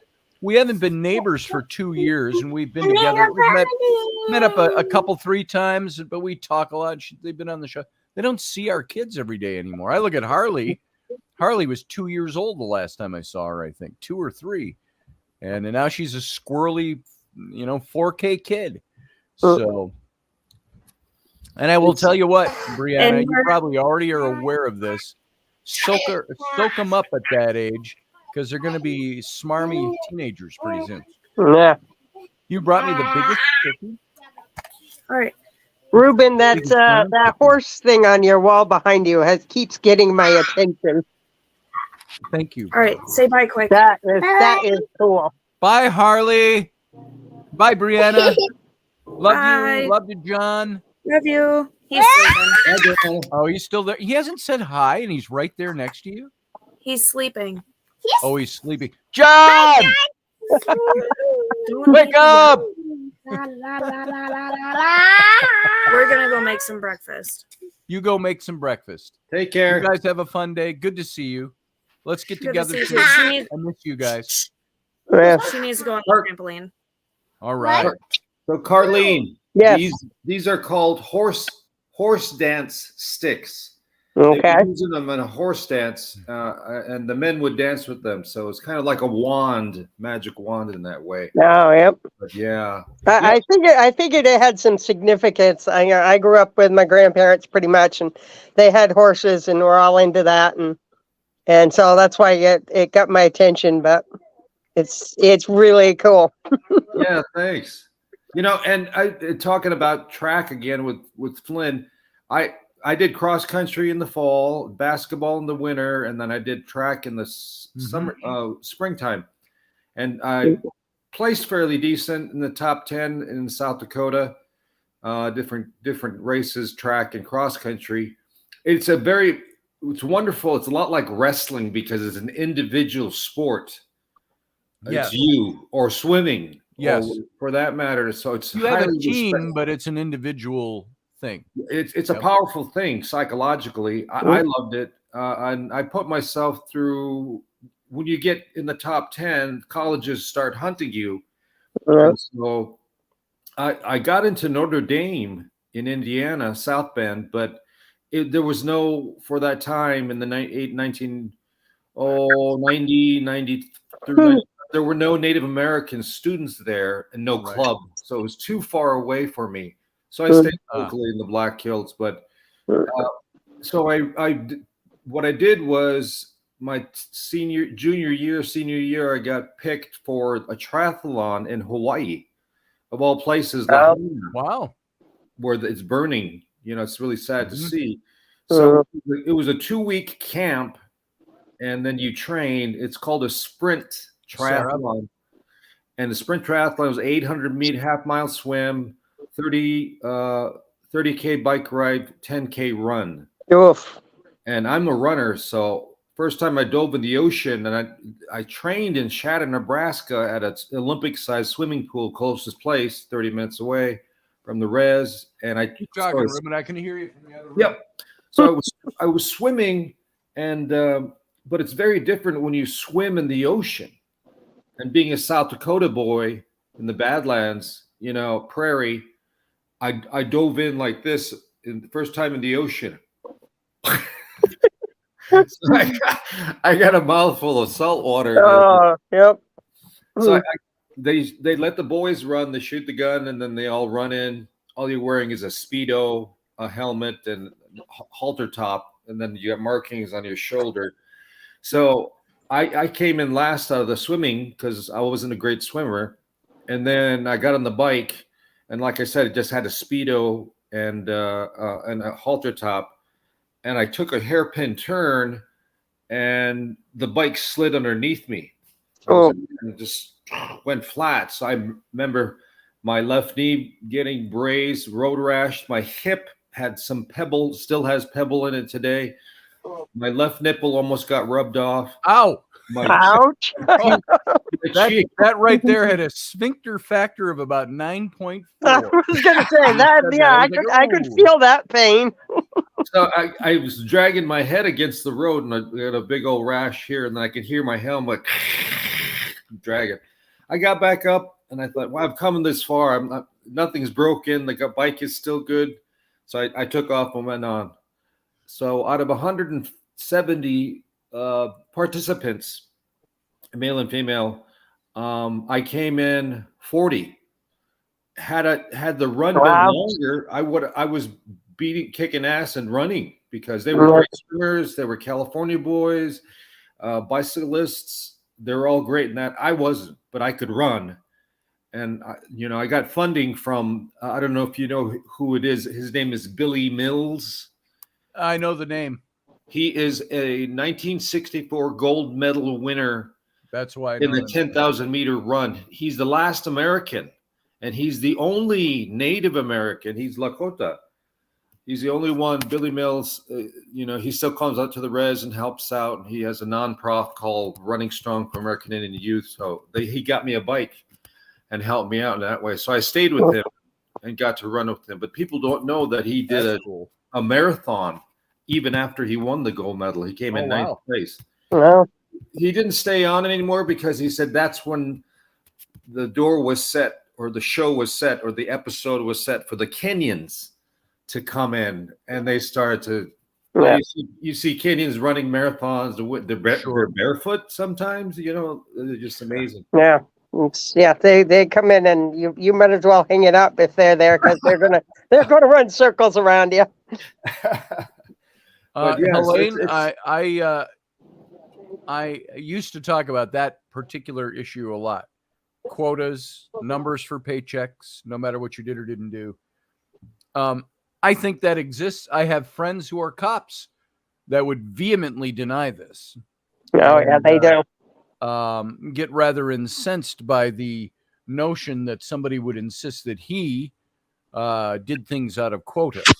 But you do know, I mean, it's obvious there are certain things. And if there's a cop out there who wants to call in and talk about this for a minute, it seems to me as you start approaching the end of the month, you see them out a whole lot more. There's a lot more speed traps. Yeah. There's a lot more stopping of cars. And it's like, what's the date? Oh, it's the 29th of the month. Mm-hmm. I think I'll wait till Monday to go over there. Yeah. You know, A quota. Yeah, a quota. Yeah. I mean, we got a scanner, and I'll tell you, it'll be kind of quiet through a couple weeks of the month, but towards the end of the month, you'll hear.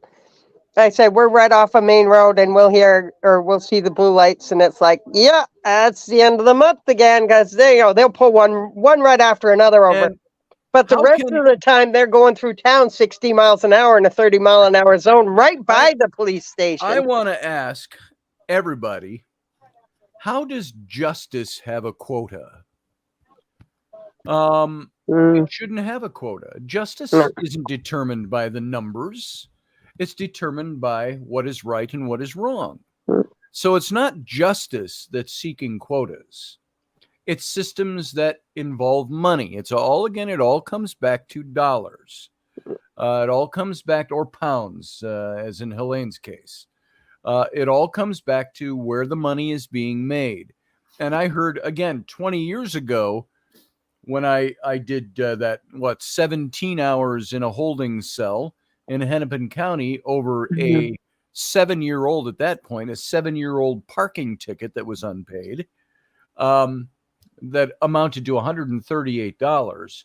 You know that the jail says, I was told that I wasn't allowed to do anything, not officially, but who people in the know said the reason you were held for 17 hours back then was because they have to have you a certain number of hours in order to get the funding for you for that day.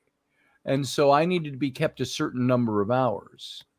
And I think it's the number 11 sticks in my mind. You had to be there 11 hours or more in order for them to get funded. If they release you after an hour and a half, they don't get anything. Now, I don't know how that all works. I don't know the inner workings of it. Again, that all by itself is a singular issue that somebody would have to look into. You know what came to mind was the movie. Do you remember this old movie? It came out in either the late 70s or the early 80s. I remember going to see it in the movie theater with a buddy of mine. Brubaker with Robert Redford.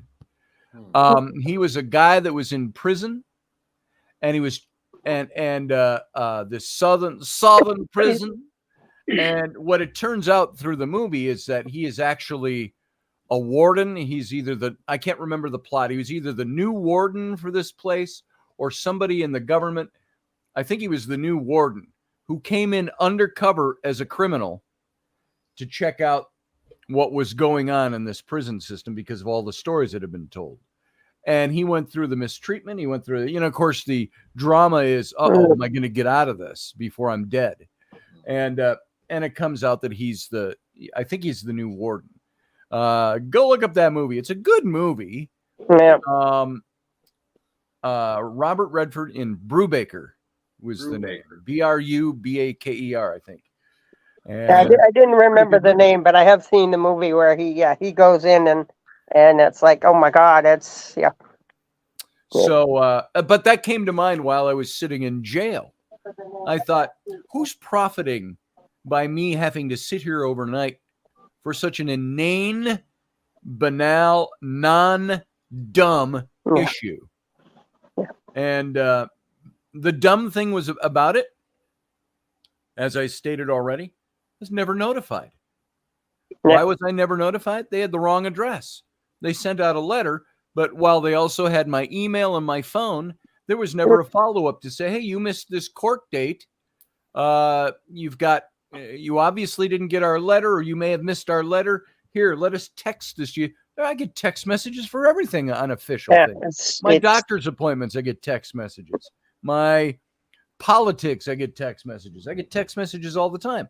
If the court system set up, hey, we're going to use your phone, you're also going to be notified for your phone. A reminder of your court date, or if you missed it, hey, here is, you missed your court date. You've got 5 days, 5 business days to reschedule before a warrant is issued for your arrest. Why isn't that done? Would that not then prevent a lot of people from spending a night or 2 or 3 in jail? Oh, you better take care of this. No, the system, it seems to be built around, well, if you don't get notified, that's not our fault. And we'll pick you up and we'll make money on you being in our system. Yeah. And this thing, as I'll repeat for any latecomers, was something I was never notified of. I never got a notice of a summons. And it was for that incident I talked about on the radio show. I think Sarah came in late about confronting a mom in the park over her 5th grade boy beating up my second grade daughter. And she went ballistic, and I left the scene of that. We've got videos of it all, but that's what I have to go to court for. Disturbance of the peace, or what they call it, disorderly conduct. And I remember telling the cop my behavior was anything but disorderly. I was very orderly about that. Well, people were around you and saw it. I said, well, 5 or 6 people were around us in a parking lot, while 200 people were over there watching a baseball game. Yeah. And I can't talk much about it. I don't know how much I can or can't talk about it. And I don't know if it's a trial or if it's because they asked me if I wanted a lawyer. I said, the judge yesterday or Friday. I said, do I need a lawyer? I said, it seemed to me that this is a rather simple, and I said, pardon me for saying this, Your Honor. I said, almost a silly thing I have to respond to. I said, do I just have to go in? Is it like going in for a traffic ticket? Or is this like a trial, disorderly conduct? I need a lawyer now. I said, I think I can defend myself. I said, but maybe I should consult with my attorney before I do that. And he said, that's what I have to go in on Wednesday for. I have to go back in on Wednesday to let the judge know whether or not I'm going to defend myself or whether you have a hire an attorney. And then they schedule the court date. So it's like more trips doing the same thing over and over again. And in this technological age, you think there'd be an easier, better way. And by the way, may I say this about my particular case? When I was arrested for not appearing to a court appearance before a judge that I didn't know about, when I was arrested for that, they sent out 3 squad cars to pick me up. Wow. I had made the call to say, could you come and check out this car that's sitting in front of our house that my daughters are a little nervous about, blacked out windows, a white pickup truck. And so we called the police to come and could you just drive by and see, because we don't recognize the car. It's never been in the neighborhood before, etc. And so they came out. I called them. I went out on the driveway to talk to the cops. And when I find out there's a warrant for my arrest for not appearing up in court. Unreal. So for those of you who missed that at the beginning. And so, but what I noticed is when the 2 cops came up, they had 2 squad cars that had pulled up, which I thought that's fairly normal. They don't know what they're going to face. As these 2 cops are standing in the driveway talking with me, a 3rd cop I see coming from behind the tree, walking down the road, and he's looking. And I'm like, there's a 3rd squad car. What do you got 3 cars here for to arrest me? Because that's what they're used to, I guess. I don't know. Yeah. So here's the point I made. And I said to the cop, I said, the court system doesn't have the funding or the money or the time or the energy or the wherewithal to shoot me a quick email or a text message from the system that says, Yep. you missed your date, you need to reschedule before you get in trouble. But they have enough money to send 3 squad cars out to arrest me for it? I said, Boy, you're really a dangerous character. what did the county pay to Oh, have yeah. 3 cops? Well, maybe nothing extra. Maybe they're all hourly wage or salaried, whatever. It doesn't cost any extra. But what didn't get tended to because 3 squad cars had to come to my house in little Podunk, Somerset. Maybe there's nothing else going on in Somerset. I don't know. But literally, my town is about a half a block long. And if you go another 2 residential blocks down the main street, there's a hardware store and a gas station and a liquor store. That's Yeah, I was gonna say, can't forget the liquor store. and then it's all residential and farming. Yeah. So Somerset, is there? Maybe there wasn't that much to do that day. Is that procedure? You send 3 squad cars out to pick up a guy. You know who the guy is. I'm not a criminal. They know my wife is a scout leader. They know my kids. I have 3 children. I'm in a not a big house, but a bigger house than most of the houses in this neighborhood, with a nice yard that's kept nice. And it's all those things that are the picture of I'm around. Everybody around here knows my face. Like I say, when the initial thing where I was disturbing the peace or being disorderly, talking to the mom about her kid beating up my little girl, somebody walked up to me. I didn't even know who this person was. And they said, quote, Mr. Roberts, just walk away from this. So somebody knew who I was in my neighborhood. That's the kind of town we live in. I didn't know this person, but that person knew me. And Mr. Roberts, just walk away from this. Walk away. I go, and I patted him on the shoulder and said, you're right. I'm going to walk away. And I walked away. And that's all on video. And but all that to say, I'm in a neighborhood and a town where people know each other. It's not Mayberry RFD by any stretch of the imagination, but it's, the next best thing, and so I've made a point of getting to know people. I don't know everybody, and not everybody knows me, but there it is. So, and I even copied some of the guys in the Scouts, the men in the Scouts, on this show this time, because I wanted them to come in and see, because it's already one of our the women that Raini knows from Cub Scouts and the Boy Scouts. One of the moms, she called Raini when I was in jail and said, I was driving by your neighborhood and I saw cops all over the place and Scotty out on the driveway. What happened? So it's already, everybody already knows. And we're in a small town. So yeah. Like I said, last night we had the 6 guys here, and I had neighbors up around like, what's going on? What's going on? It's like, oh, well, that's what happened. You can't, and the odd part is, Scotty, that I don't get is, I understand when you dealt with this guy on Scouts and stuff. He was an off-duty officer. He had no friggin' clue before that. Well, apparently not, because when he was called by dispatch to go check out this car, they said, by the way, the guy who called it in, there's a warrant for his arrest. Wow. So that's just plain breakdown in the system. Right. I mean, I know what it's like. I had a car accident in 2012.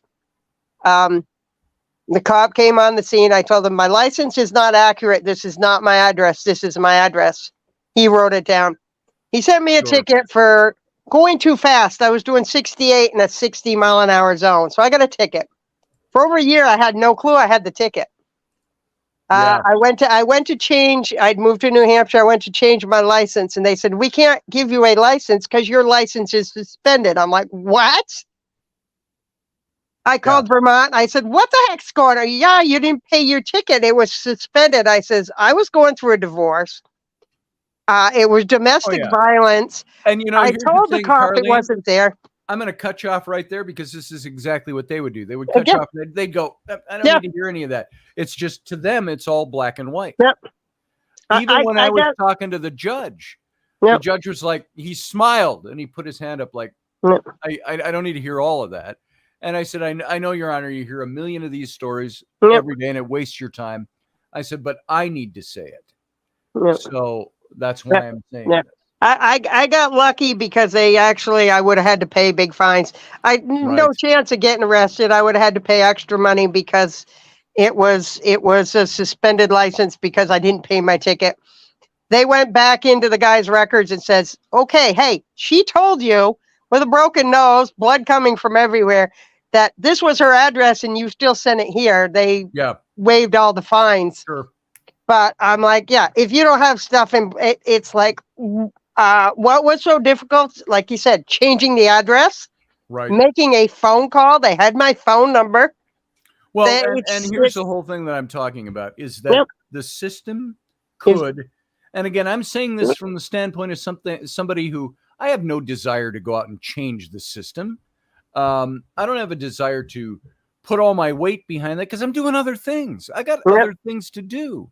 But to maybe write an editorial for the paper, I do that. To talk about it on my show here, I do that because there needs to be a better way. There needs to be a way where, yes, you have to make sure you get the criminals. I get that. But there's that whole question of how many people, it's like a death row thing. That's a totally different thing, but the same kind of argument. Do you let somebody die who is innocent on death row in order to get all the criminals? Or do you do the inverse? Do you say some criminals aren't going to get what they deserve, so the innocent person doesn't get caught up in that system? I would rather see guys that do bad things get away with them than innocent people being pulled into something, or semi-innocent people who have no business being in that system. The problem we have is the system is not set up to divide between the two or three or four or five, whatever categories they are. I think it would be real easy to have categorized what I did, missing a court date. Do you put them in with the same pool of people who are DWIs? You shouldn't. You put them in with the same pool of people that are drug-related crimes or weapons-related or abuse-related? No. Do you have categories? Well, then they would say, we don't have the space or the time to do that. Yeah. And I'd say, then you don't arrest them. You go, what's this guy's crime? You give him a warning. Hey, dude, you got to call the courthouse, or it will be slipped into a category of you've ignored, you either didn't show up for your hearing and now you've ignored a warning. Then it's a category where we got to come and get you. Yeah, exactly. If you're going to use the manpower to arrest them, why not use the manpower to let them know, hey, you've got to show up. Yeah. And the problem is so many people have said, oh yeah, we'll show up, and then they skip, and God knows they're chasing them for 6 months to a year. Right. If they ever find them. I got a few minutes left here. Carlene, I'm going to let you go. You have a good day. I gotta go get ready. We got company coming. I was like, oh my God. Go have fun. Oh yeah. All right. Bye. We'll see you later. Hey, Ruben, good to talk to you. I know this isn't the topic. We normally kind of talk about this stuff, but it's good to see you as always. In leaving and parting with you, Chia, I want to say that I liked what you said about the justice. And the first thing that came in my head is a lot of us don't know the judicial system. Right. And fly under the radar and guys get away with stuff. I was thinking of the image of Justice, the statue, where Justice is blind. Her eyes are covered, and she's holding the scales of good and bad and whatnot, and how. Well, here, the thing about that, she might be blind. Justice is blind, meaning equal, but she has a scale. Yes. And that scale should, like you just said, that scale should be, what is it? What's the crime? What are we arresting you for? There's a balance that needs to be met. The balance is not met. Well, let's just arrest them all, throw them all in a tank and figure it out from there. Yeah, exactly. So No, thank you so much. Thank you, Misu. Good to see Be you well. today. Take care. You and yours. I will, and you too. And by the way, now that I'm doing tattooing and I'm working on that, I'm going to get my my son or something. I've got to see what the sun, SUN, like you have, something like that I'm going to have put on my hand Yes. because of the stories you tell of the Milky Way. And Oh, yes. I thought, I don't know if I believe that's what's actually going to happen, but I thought that would be kind of neat. I would like to do that. So we'll see. We'll see what Yeah. happens. Maybe I'll get something that will commemorate my becoming part of your family. Symbolic. And, there some you go. things like that. Symbolic, yes. So, Awesome. all right. Be I'll well. talk to you later, Miso. I love you. Yeah, Talk to love you you soon. too. You and yours. Take care. Be well. You too. Bye-bye. All right, everybody. That's pretty much it. That was the story I wanted to tell today, and I've told it. You can do with that story what you wish. I hope I didn't come across overly self-serving. I hope you don't listen to this and go, God, is he full of bullshit? I hope you don't listen and go, wow. If there's any extremes, just this is a story. This is what happened to me. I was in jail for 24 hours. And it was dumb. It was all dumb. It was all for a dumb reason. It was all done for something I was never notified about and given no opportunity to make good on what I was never informed about before I was thrown in jail for a day and submitted to strip searches, wearing underwear that's been worn by at least 100 different criminals and laundered at least 100 different times, wearing the orange suit, being leg shackled and having my hands cuffed to my waist to appear before a judge in a room that was a video hearing, because that's procedure. While every other time, they open the door, they go, come on out, let's go take you up here to get, they don't shackle you for that, but they shackle you to seat you in front of a judge in a room. Those kinds of things were very bothersome to me. It was bothersome to me that I was away from my family for 24 hours. It was bothersome to me that it was something I had to talk to my children about. Why did my children witness me being arrested? It was something that was bothersome on many different levels. When all the court needed to do, when I didn't appear for that first court appearance, was send a notice out, either by mail. They would have still had the wrong address, but or use my phone, text message, like every other system has. Medical systems have them. Everybody's got it. It ain't that hard. Or by email to say you missed a court appearance. You need to go to the courthouse and reschedule this within X number of days, or there will be a warrant. None of that was afforded me as somebody who did nothing really. The whole original case is dumb and stupid, and I was not informed of it because they had the wrong address. Despite having the right email and the right phone number for me, they had the wrong mailing address, and they couldn't be bothered to put out a text message type of notification saying you missed your court date. Come in by this date and have this and reschedule your date, please. They couldn't do that, but they could afford to send 3 squad cars to arrest me in front of my kids. So all of that is the kind of thing that I look at and I say, this whole thing was really stupid. Now, I've got friends. I've talked about my friend who was falsely accused of rape 4 years ago, 4 years plus. He spent a weekend in jail for something he didn't do. And when you're not used to being in jail or being in that kind of system, I noticed a lot of the guys I saw, they were used to this stuff. You're not used to that? Oh, and something I didn't mention, he is diabetic too. And he had to get his meds. They took his, I still had my scanner on my arm that scans my blood sugar, but I didn't have my phone, so I couldn't do that. I also did not have any of my meds. I told them there, I said, I have insulin. I'm insulin dependent at the moment. I have to take 2 shots, one in the morning, one in the evening, 1 shot before every meal. So at least 5 shots a day I have to take. I said, I also have meds I take in the morning for my heart and my blood pressure, my cholesterol. I take 9 pills every morning. I take 5 pills every evening. It's dumb. It's dumb that my body's in that shape, but that's where it is. But I told them that, I pretty much got, well, do you think you're going to be okay without your meds? No. That's what I was told. Do you think you're going to be okay without your meds? Things like that. And the nurse was very sweet and nice. She checked my my blood, and it was fine. My blood sugar was fine. The next morning, it was fine. I didn't eat anything.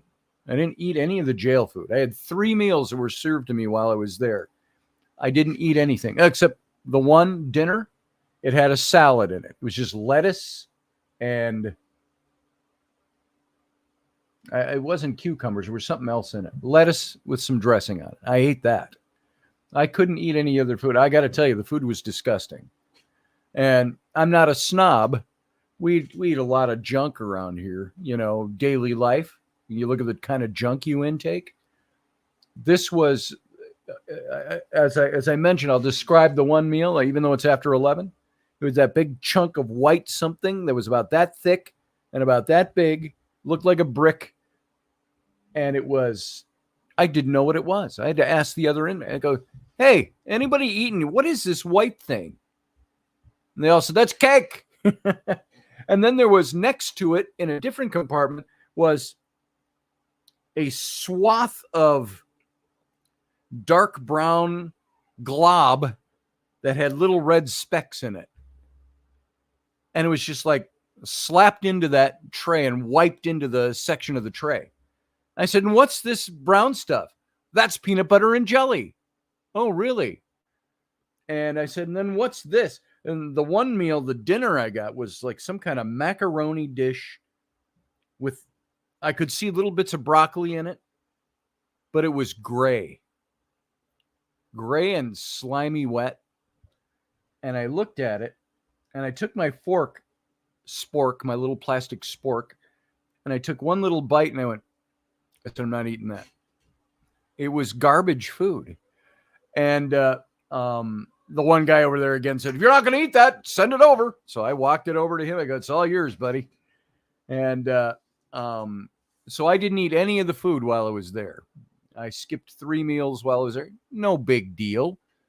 I've skipped meals like that. I've skipped eating in 24-hour periods before. No big deal.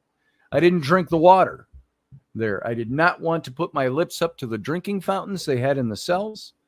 And I certainly didn't want to use the nasty cup they gave me to take water from the drink. I didn't even drink anything while I was there. I did ask when they, by the way, when I was set loose, the judge said, okay, you're done. And I could go home. They wanted me to go up and gather up all my bedding, the vinyl bedding upstairs and all the bag of stuff and all that and the cup they gave you and all of that junk. And I looked at the guard and I said, do you really think I need to go up and do that? I said, I brought it up there under a duress. And I said, I'm a free man. I said, that ain't my responsibility. I said, I'll do it so as not to cause you any problems. I said, but you realize you're asking me to do that, and that's not my job. That's your job. And so I went and I gathered up the stuff and I brought it down.